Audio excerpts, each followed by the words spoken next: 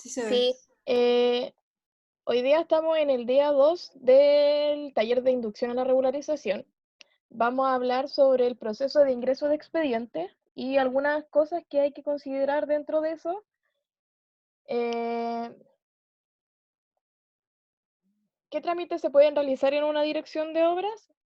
Antes de que empecemos con el tema de los expedientes así propiamente tal, vamos a ver qué trámites se necesitan realizar dentro de una dirección de obra y cuándo son necesarios esos trámites. Se pueden obtener ciertos certificados. Por ejemplo, hacer una solicitud de certificado de número, hacer una solicitud de certificado de informaciones previas. Este está en color amarillo porque esto lo vimos la semana pasada, ¿ya? Para que lo recuerden y se vayan al link de la semana pasada si es que no se acuerdan de eso.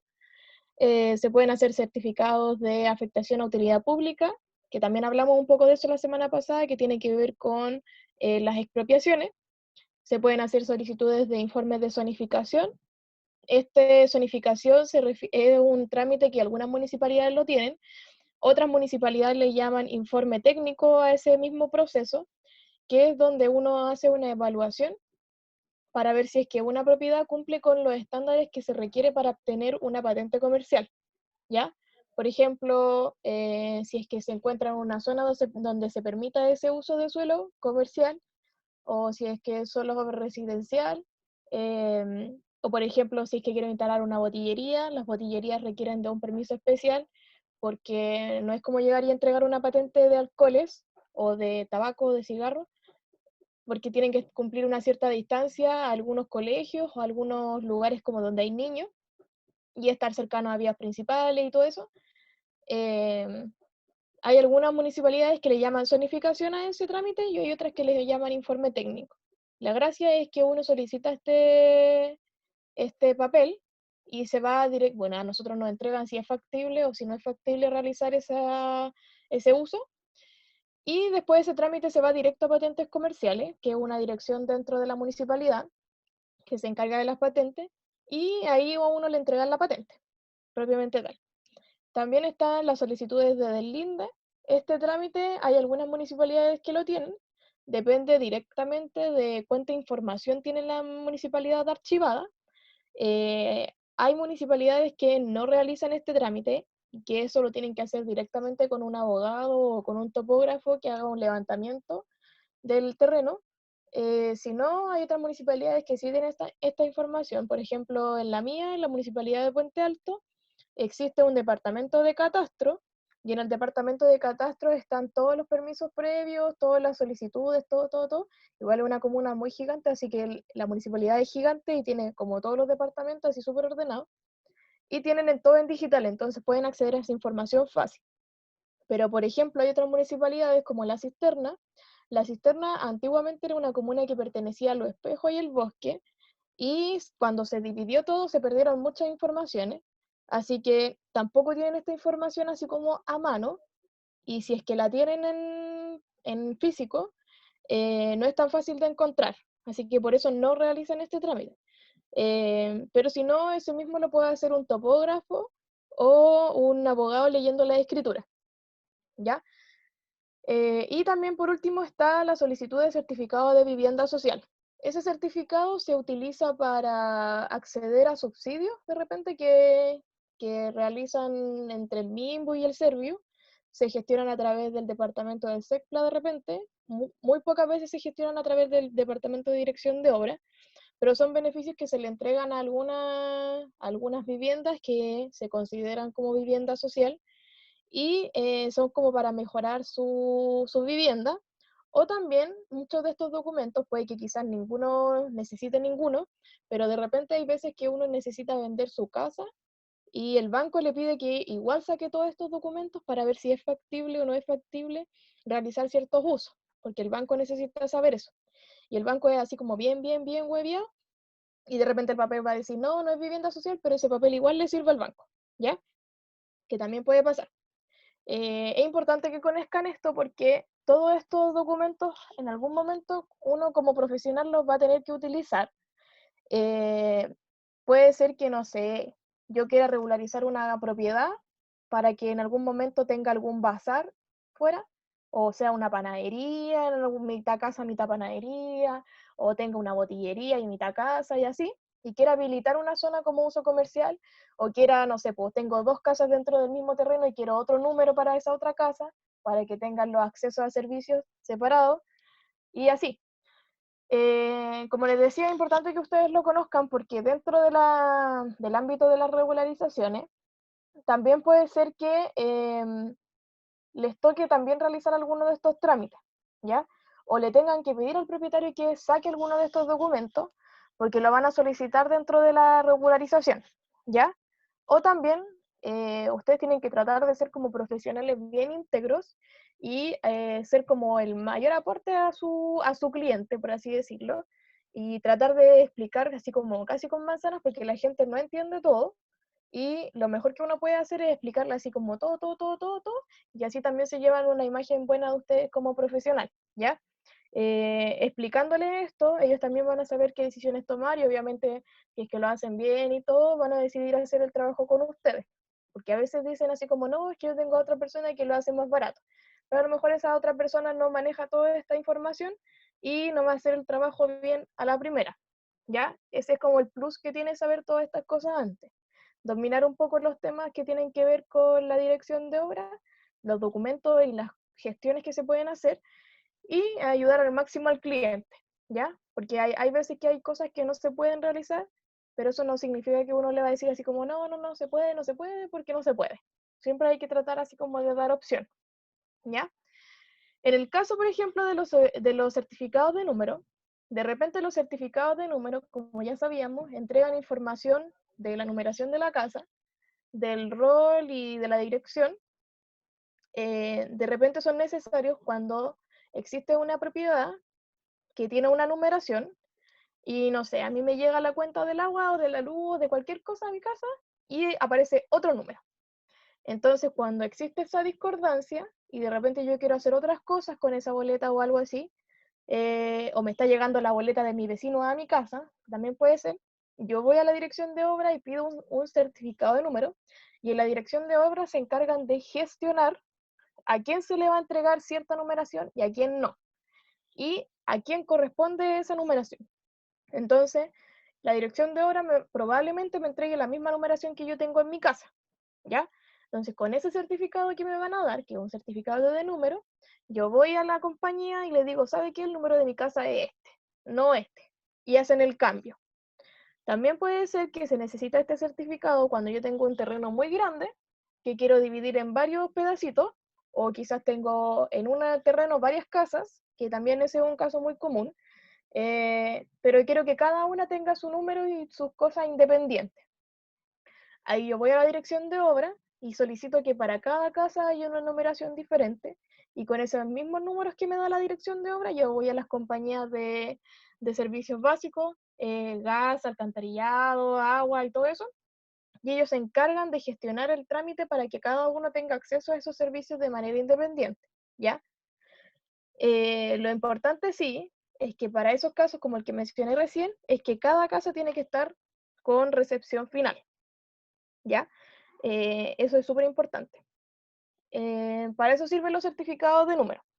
Ya sabemos que el certificado de informaciones previas sirve porque entrega información de todo el terreno, de las condiciones que debe cumplir y de las cualidades que posee esa propiedad, ¿ya?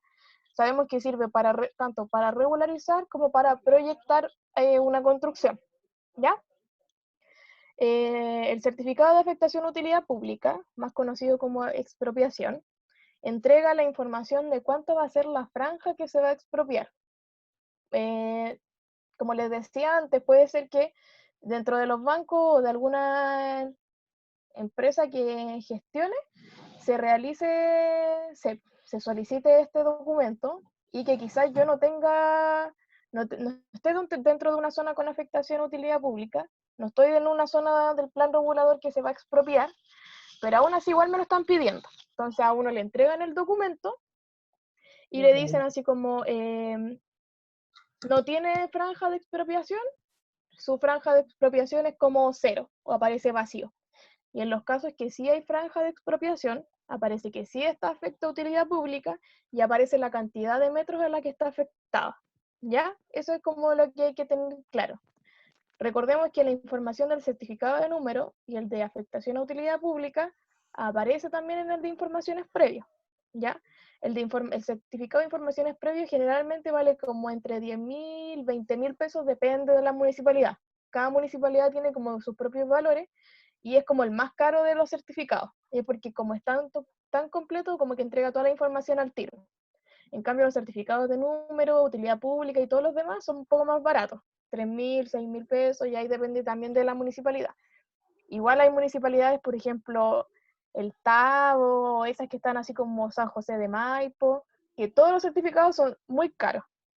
Ya, pero ahí, como les dije anteriormente, depende de la municipalidad. No existe como un valor establecido por municipalidades y como ya hemos hablado incansablemente, cada municipalidad funciona de manera independiente.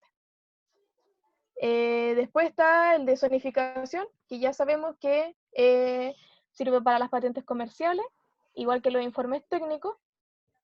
Y el de deslinde entrega cuáles son las dimensiones de un terreno que yo quiero, ¿ya? En algunos lados le llaman así como catastro o plancheta, en algunas partes. Pero eso lo tienen solo algunas municipalidades. Y el de vivienda social ya lo comentamos también, que sirve para acceder a subsidios, para mejoramientos de vivienda o para algún beneficio del Estado. Acá es importante recordar que para acceder a cualquiera de estos certificados, estos tres, de número de informaciones previas o de utilidad pública, en el de zonificación también, es importante que lleven la dirección y el rol de avalúo de la propiedad. Creo que eso también lo explicamos la semana pasada, cómo se obtenía el rol desde la plataforma del Servicio de Impuestos Internos. Si es que no saben cómo obtenerlo, ya después me mandan un correo y yo les explico así brevemente cómo se hace. Opcional también es que lleven el número de permiso de edificación. En algunos casos, a uno le piden que lleve esta información para ver si tiene o no tiene recepción final. Esa información se obtiene también dentro de la dirección de obra. Hay algunas veces en que dentro del certificado de informaciones previas incluyen esta información, ¿ya? Pero hay veces que no y que uno tiene que hacer una especie de desarchivo, que es cuando uno retira información de una dirección de obra y ahí le dicen cuál es el número y el permiso de edificación, ¿ya? Se necesitan cancelar los derechos municipales de cada uno de estos trámites. Los derechos municipales son el cobro que a uno le hacen por cualquier actividad que se realice dentro de la municipalidad. No necesariamente de la dirección de obra. Los derechos municipales corresponden al valor que va a tener cada uno de estos certificados o al trámite que estoy realizando. Por ejemplo, a mí cuando yo solicito un certificado de número, lleno un documento, me entregan el certificado y todo, y yo tengo que pagar una cierta cantidad, que ya eso depende de la municipalidad. Entonces a mí me entregan un número de ese pago, y después yo voy a la parte de tesorería de la municipalidad y cancelo. Uno nunca cancela en el mismo departamento donde está realizando el trámite, sino que se hace siempre en tesorería. Y todas las direcciones, dirección de patente, dirección de tránsito, de cualquiera de esas, se derivan automáticamente a la tesorería. Y en la tesorería te entregan un documento y yo con ese documento retiro lo que solicité. ¿Ya? Ese de derechos municipales tienen que familiarizarse un poco con estos conceptos porque los derechos municipales se habla así normativamente. Los derechos municipales son los valores que se le da a cualquier tipo de trámite y también se utilizan para el caso de los permisos de edificación y para los expedientes, ¿ya? Más adelante les voy a explicar un poco cómo se cobra eso para que lo entiendan, pero para que dominen un poco esos conceptos. Ya. Acá abajo aparece un link que es del mismo. Si nosotros lo cliqueamos,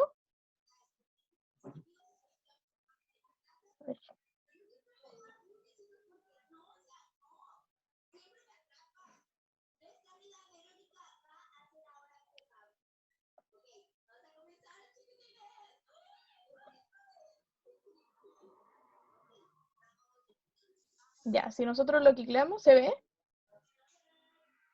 la página? Sí se ve. Ya. ese link te lleva directamente a este lugar, que es donde aparecen todos los formularios a los que uno puede acceder, que son formatos del MIMBU. ¿Ya? Hay que tener ojo acá, porque para el caso de los certificados que mencioné anteriormente, no existe como un ente regularizador que diga que todas las municipalidades usen el mismo formato y todo, ¿ya? Y muchas veces si yo voy y solicito un certificado de número, la misma municipalidad ya tiene el formulario en físico ahí.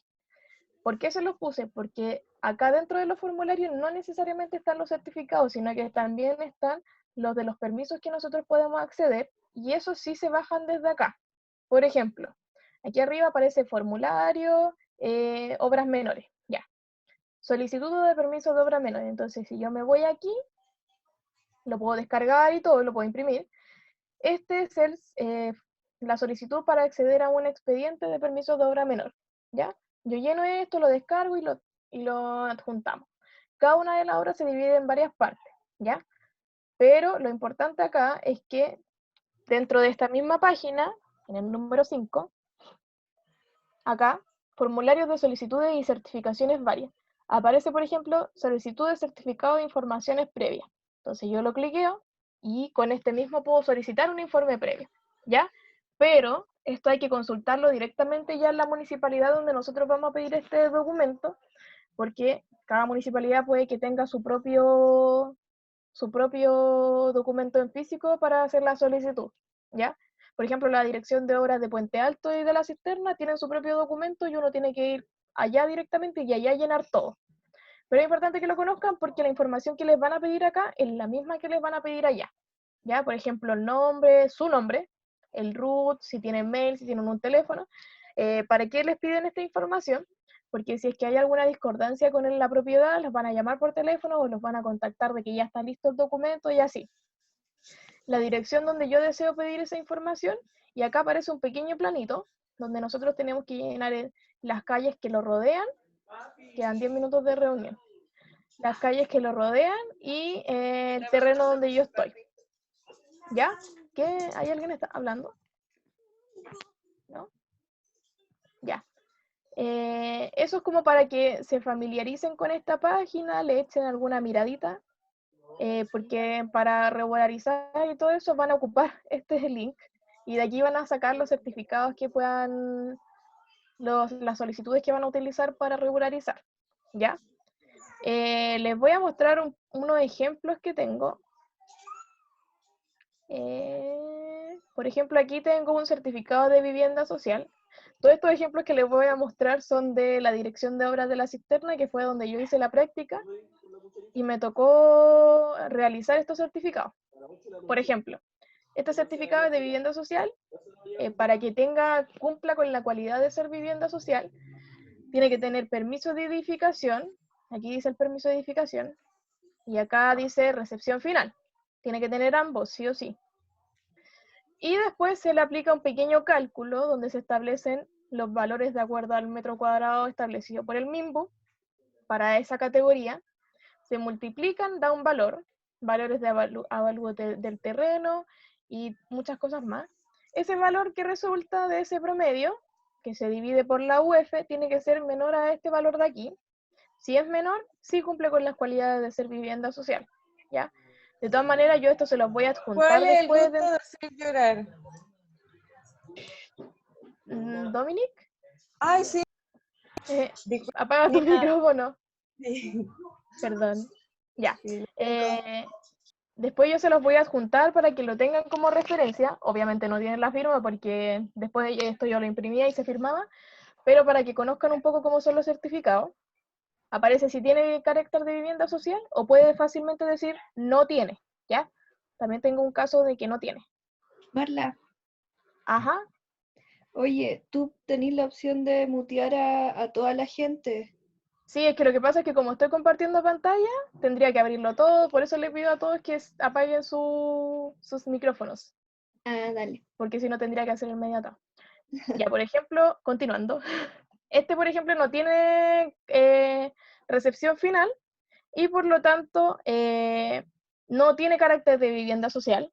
Pero en el caso de que yo obtuviera la recepción final, sí podría solicitar este documento y si cumple con el cálculo, sí poseería carácter de vivienda social, ¿ya?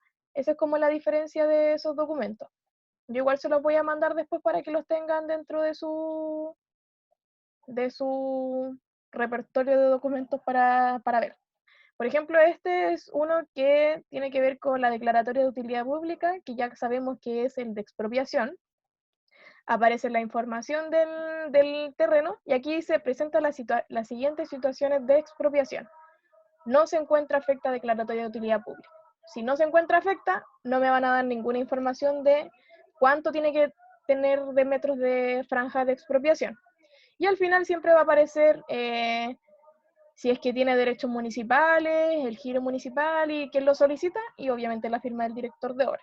¿Ya? En el caso de que sí tuviera, acá diría si se encuentra afectado a franja de declaratoria de utilidad pública o a franja de expropiación, y aparecería cuántos metros cuadrados, cuántos metros en verdad, hacia adentro se van a expropiar, ¿ya? Es importante que conozcan estos certificados, ¿ya? Eso por un lado. Y en este caso, este es un certificado de número. Acá la gracia que tiene el certificado, que como ya sabemos entrega la misma información que todos los anteriores, es que cuando se le asigna el número, cuando aparece que se le ha asignado el número tanto, se pone siempre en números y en letras, ¿ya? En el caso de los certificados de números siempre va a ser así, y es porque los bancos lo piden así, ¿ya? No es porque sí, como que se les dio la gana hacerlo así, no.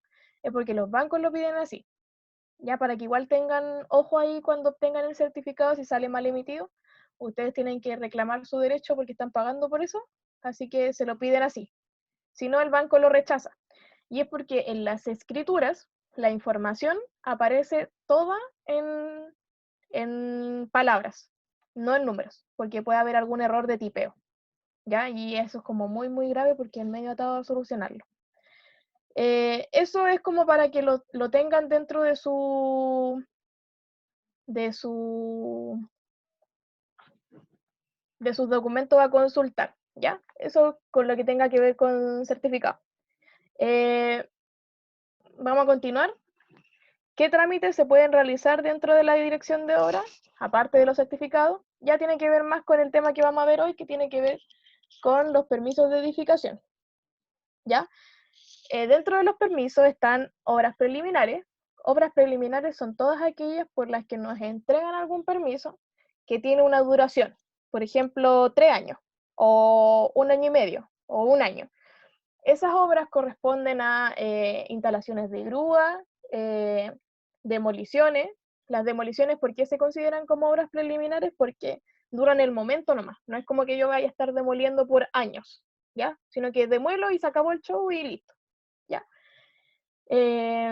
Instalaciones de grúa, instalaciones de faena o entibaciones. Entibaciones tiene que ver con las excavaciones. Cuando uno excava tiene que poner de repente tiene que poner algunos muros de contención o algunos pilares dentro del suelo para que no se derrumba. Eso también corresponde a una obra preliminar, ¿ya? Porque mientras se está realizando la obra, eso va a durar un tiempo nomás, no va a durar todo el tiempo de la construcción, ¿ya?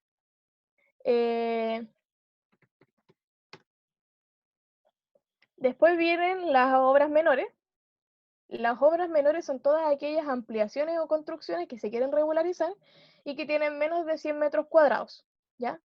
Dentro de cada una de estas se dividen en varias más, que eso lo vamos a ver en otra sección, pero es como para que entiendan un poco qué tipo de expedientes se pueden realizar. Obras menores pueden ser ampliaciones, pueden ser ampliación de vivienda social, pueden ser una modificación, una alteración, un cambio de destino, todo eso corresponde a una obra menor, ¿ya? Después vienen los anteproyectos de edificación. Los anteproyectos son cuando yo tengo un proyecto muy, muy, muy grande, por ejemplo, un edificio. Yo pido un anteproyecto porque, como tiene que cumplir con tantas cosas, yo entrego primero un esquema para ver si es factible realizar ese proyecto o no, ¿ya? Es porque el proyecto tiene una magnitud muy grande. Eso es un anteproyecto. Es como una esquemita que tiene que cumplir con algunas cosas y cuando eso se aprueba, recién puedo acceder a un permiso de edificación, ¿ya? Después vienen las solicitudes de obra nueva y permisos de edificación. Obra nueva es casi lo mismo que obra menor, solo que estas tienen que ser más de 100 metros cuadrados. Por ejemplo, puede ser una ampliación de más de 100 metros cuadrados, puede ser una alteración que afecte a estructura, ¿ya?